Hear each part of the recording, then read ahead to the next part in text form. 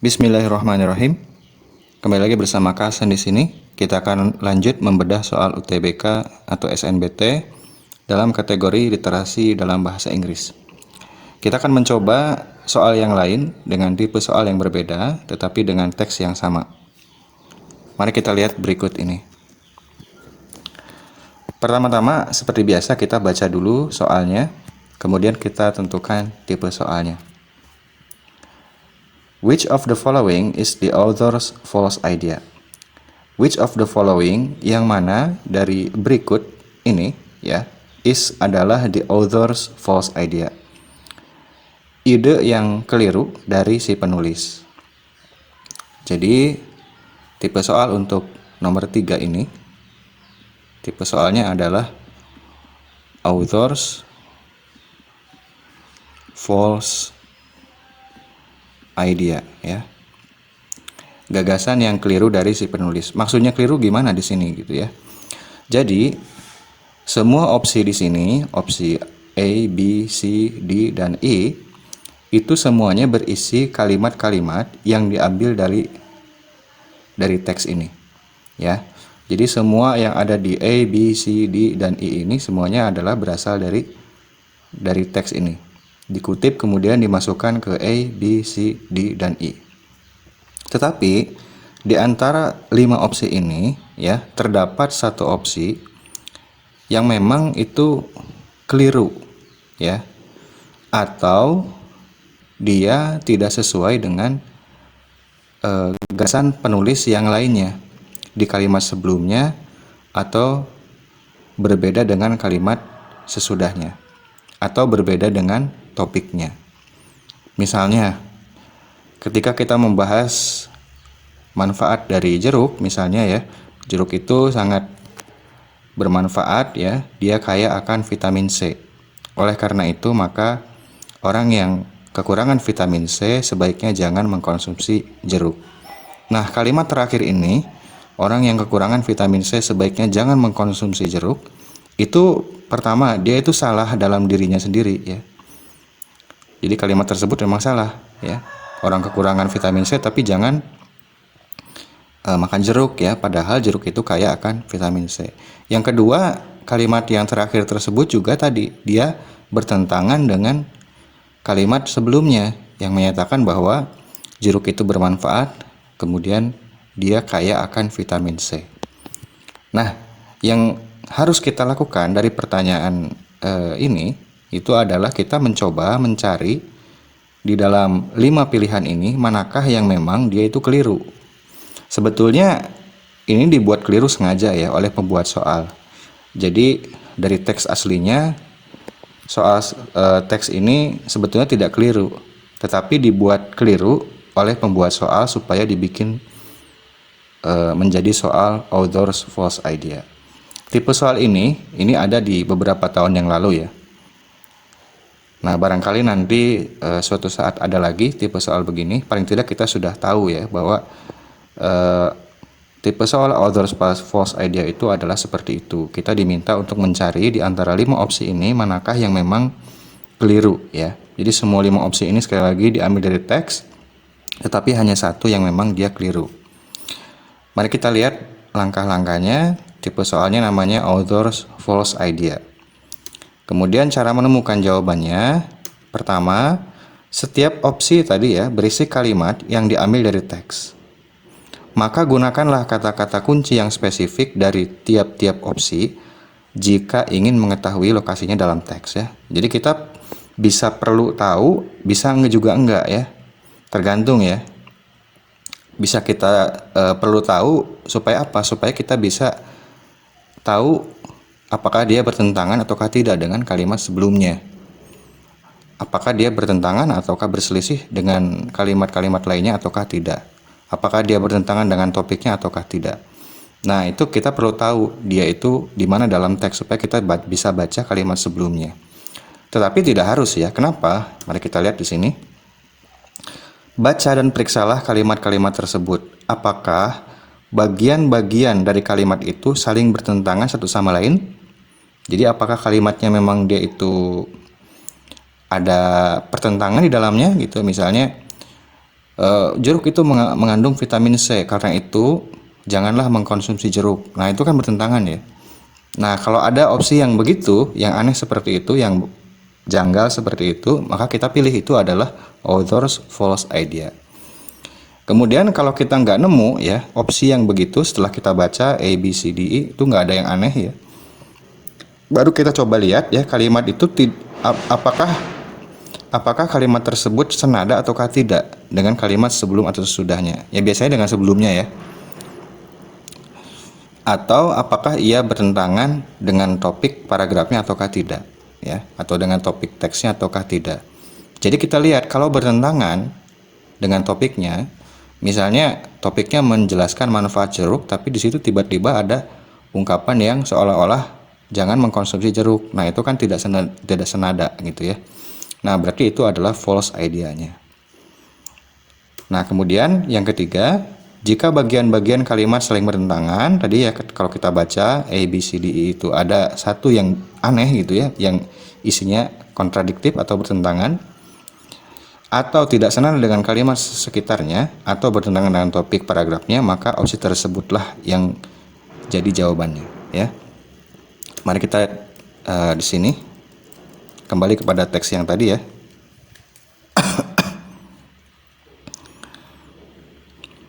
Kalau kita lihat di sini, pertama adalah kita coba baca dulu kalimatnya masing-masing ya. Barangkali dengan membaca kalimatnya masing-masing di opsi A, B, C, D, E ini, kita bisa mengetahui ada yang janggal. Kalau kita dengan membaca opsi-opsi ini kita bisa tahu ada yang janggal, maka kita tidak usah lihat teks ya. Jadi ini bisa menghemat waktu. Jadi ada baiknya kita coba cara seperti ini terlebih dahulu ya. Yang A, the amount that is emitted would be enough ya. Jumlah yang diemisikan, yang dipancarkan would be enough, akan cukup ya, to cause severe damage to most forms of life on earth. Untuk menyebabkan kerusakan yang severe ya, severe damage, kerusakan yang parah terhadap kebanyakan atau mayoritas bentuk-bentuk kehidupan di bumi ya. Nah, ini sepertinya tidak ada yang aneh ya. Jumlah yang dipancarkan akan cukup untuk menyebabkan kerusakan yang parah, itu tidak ada keanehan di dalam kalimat ini. Yang B, chief among the culprits ya. Yang utama, yang chief itu yang paling penting ya, yang paling utama ya. Kayak CEO itu kan Chief Executive Officer, maksudnya chief itu adalah bagian yang paling utama ya. Among the culprits, di antara penjahat ya atau penyebab lah gitu. In the case of the disappearing ozone, dalam kasus menghilangnya ozon, those that are really responsible, yaitu mereka yang betul-betul bertanggung jawab ya. Jadi mereka di sini bukan orang ya, benda ya. Are the chlorofluorocarbons, adalah chlorofluorocarbons. Jadi yang utama di antara yang menyebabkan menghilangnya ozon itu, yang betul-betul bertanggung jawab tadi atas hilangnya ozon, adalah chlorofluorocarbons. Ini pun tidak ada masalah ya dengan kalimat ini. Di sini tampak tidak ada pertentangan. Nah, kemudian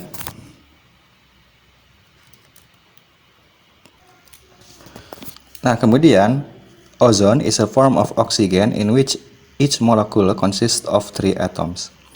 Ozon itu adalah sebuah bentuk oksigen in which, di mana each molecule, setiap atau masing-masing molekulnya, consist of 3 atoms ya, terdiri dari 3 atom oksigen atau O3 ya, instead of 2 atoms.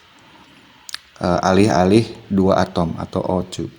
Usually found in an oxygen molecule, yang biasanya ditemukan dalam molekul oksigen. Jadi kalau oksigen itu O2, sedangkan kalau ozon itu O3 ya. Nah, ini juga tidak ada masalah ya. Tidak ada masalah dengan informasi ini. Kita lanjut. Di UV radiation is also capable of splitting up ozone molecules. Radiasi UV juga capable, mampu ya, of split ya. Split itu artinya membelah ya. Splitting up, membelah ozon molekul. Membelah molekul ozon. Ini juga tidak ada masalah. Yang E, the effects of this preservative process are now becoming evident. Efek dari proses pemeliharaan ya, preservasi itu kan perawatan ya, pengawetan atau pemeliharaan. Itu sekarang becoming evident, semakin jelas. Ini juga tampak tidak ada persoalan di dalam dirinya ya, dalam kalimat ini. Nah, yang kedua, kalau kita lihat tidak ada keanehan di 5 kalimat ini, sekarang kita lihat apakah masing-masing itu bertentangan dengan kalimat sebelumnya ataukah tidak. Sekarang kita coba lihat yang E ya. The amount that is emitted would be enough to cause severe damage. Nah, sekarang kita cari kata amount. Kemudian kata severe damage ya. Nah, kita langsung ketemu di sini ya. The amount that is emitted ya di sini. The amount that is emitted will be enough to cause severe damage. Ya, kita lihat kalimat sebelumnya. Maksudnya bagian sebelumnya dari kalimat ini. Although only a small percentage of the electromagnetic radiation that is emitted by the sun is ultraviolet radiation. Kita baca pelan-pelan. Although meskipun only hanya a small percentage, satu persentase kecil saja of the electromagnetic radiation dari radiasi elektromagnetik that is emitted by the sun yang dipancarkan oleh matahari itu adalah is ultraviolet. Jadi persentase dari elektromagnetik radiasi yang dipancarkan oleh matahari itu, persentase yang kecilnya itu adalah ultraviolet, tetapi persentase kecil tersebut, the amount, jumlah tersebut yang persentasenya kecil tadi ya, that is emitted, yang dipancarkan, will be enough. Itu cukup ya untuk menyebabkan severe damage to most forms of life on the earth. Ya,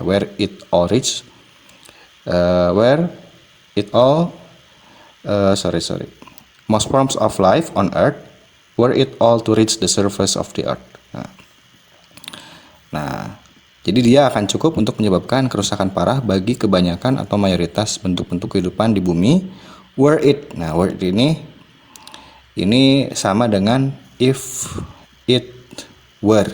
Ya, ini pengandaian ya, pengandaian present unreal ya, tentang masa kini tapi tidak nyata. Ini andai-andai.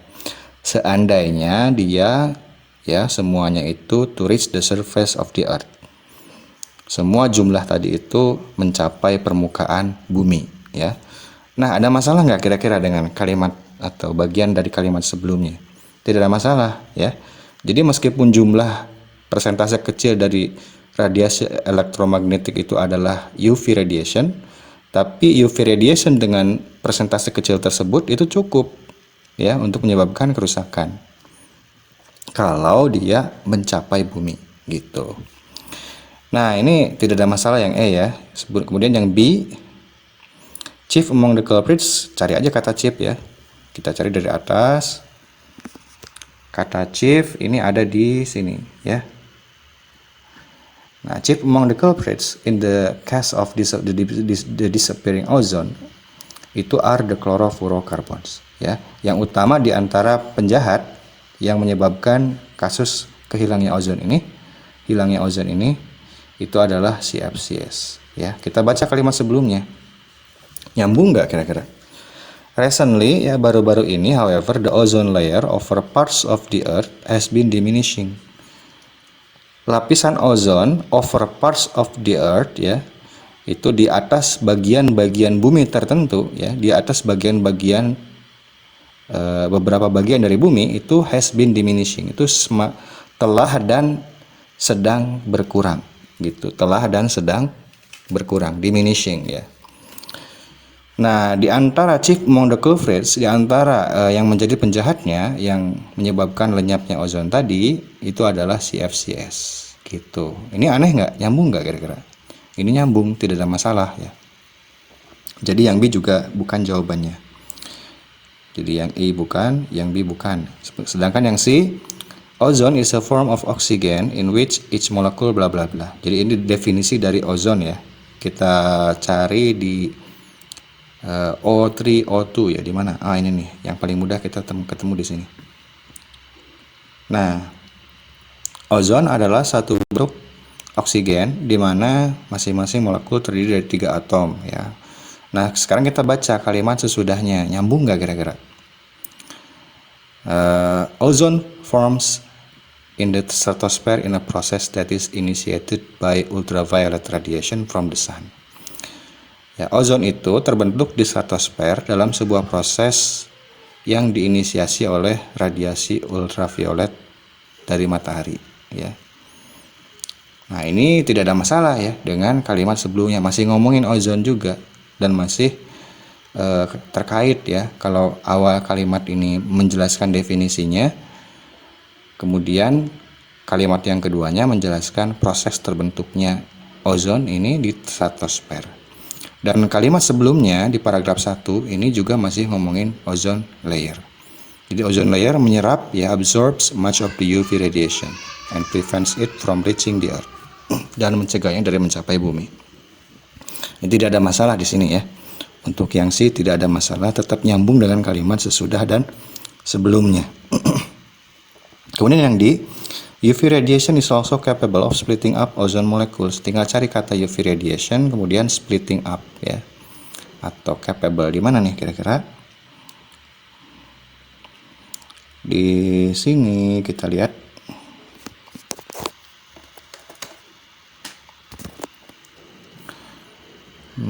UV radiation.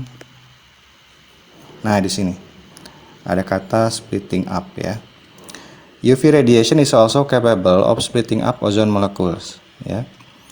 UV radiation mampu membelah ya molekul-molekul ozon. Thus, maka ozone is constantly forming, splitting, and reforming in the stratosphere. Maka ozon itu secara konstan itu maksudnya terus-menerus ya, tanpa henti, itu mengalami proses forming, pembentukan, splitting, pembelahan, and reforming, dan pembentukan kembali di stratosfer. Nah, ini nyambung ya. Jadi terjadi proses forming, splitting, and reforming. Nah, formingnya dari mana? Kita baca di kalimat yang tadi ya. Ozone forms ya, terbentuk di stratosfer.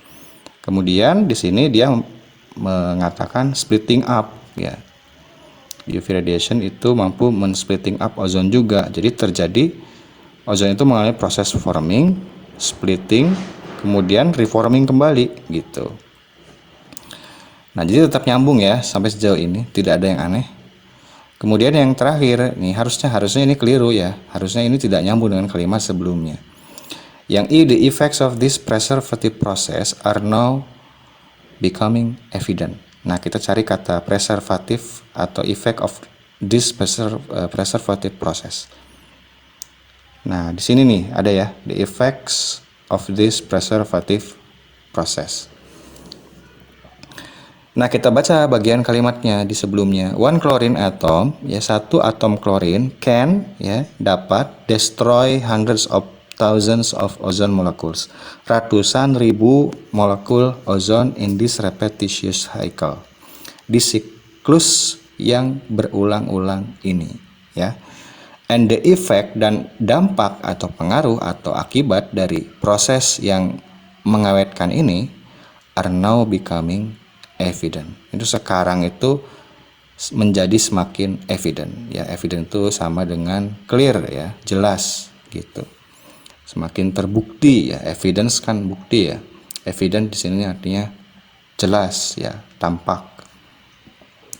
Nah, ini ada keanehan. Kenapa? Karena di sini di bagian sebelumnya dari kalimat ini itu membahas destroy, penghancuran ya. Satu atom klorin dapat menghancurkan ratusan ribu ozon molekul dalam siklus ini.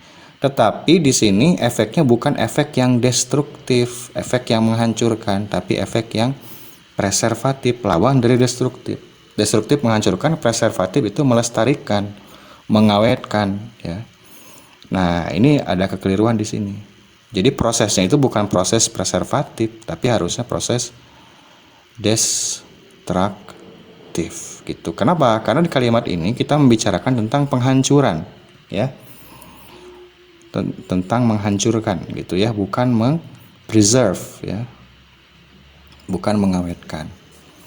Nah, jadi di sini yang tidak koheren atau yang tidak nyambung dengan bagian dari kalimat